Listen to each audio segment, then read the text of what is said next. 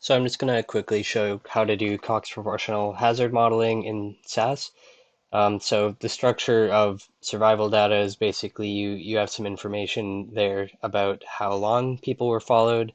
Covariates here we have treatment and sex, and this variable here, the third one, is status, and that's a variable that so we know this person was followed for 23 months, and status tells us what happens at that time that caused them to stop being followed. In this case, one means they had the event, whether that's death or whatever, and zero means they were right censor, they weren't followed anymore.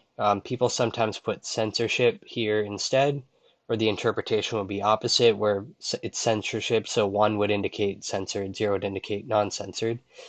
And yeah, that's all the data we need. And I just made up this data. So when I did like a test run of this, I saw that treatment was causing hazard, and like I just made this data up, and I was too lazy to go back and change it, so I just switched the label. So now one is untreated and zero is treated, just so it looks cleaner when I actually show you the analysis.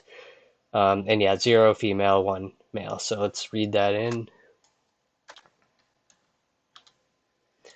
And to do Cox Proportional Hazard, you do PROC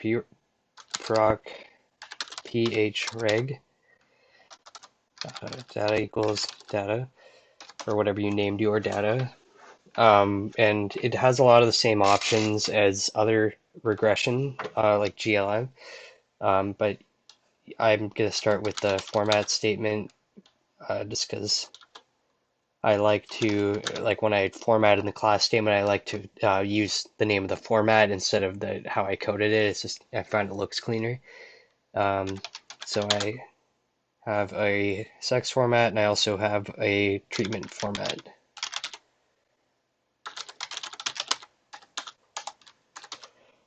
Okay, so in the class statement, um, sex is a categorical variable, and I'm going to call female the referent, and for treatment, I'm going to call the referent untreated. Not sure if it cares whether um, untreated is capitalized or not, but just in case, I'm just going to capitalize it. And param equals rev. Okay, now we're ready for the model statement. So you start with telling SAS, so the outcome is survival, so once times status. And what you put here next to status is telling SAS what censored data looks like, so you'd put 0. And then next, you just put what you want in the model, so in our case, sex and treatment. And I think that's everything you need to just get the bare minimum. Yeah, so here we have our beta values for the influence of sex and treatment on survival. It's kind of obscene here, like the ratio, hazard ratio here is really large for males, and treatment is fairly protective, and both of these are significant. And we have some fit statistics here. And unlike some of the other regression procs, that PH Reg gives you the exponentiated, more interpretable hazard ratio instead of you having to actually request it. Some other things I just wanted to show you. I think by default, the way it handles ties is this Breslow method, but you can ask for other ones.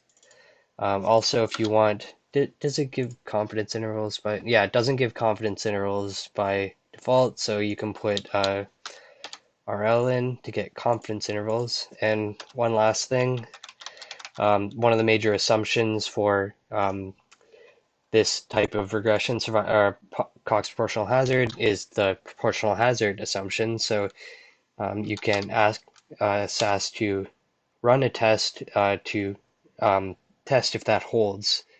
No, what goes there? Resample, I think, is it gives you like an actual test with a null hypothesis, and that lets you kind of not have to eyeball it. Yeah, so now our hazard ratios have um, 95% confidence intervals, and don't worry about these. I think those are just simulations, and this is what's important is this is a test that's testing whether our proportional hazard assumption holds, and the null here is that it holds, so we have evidence here that it holds.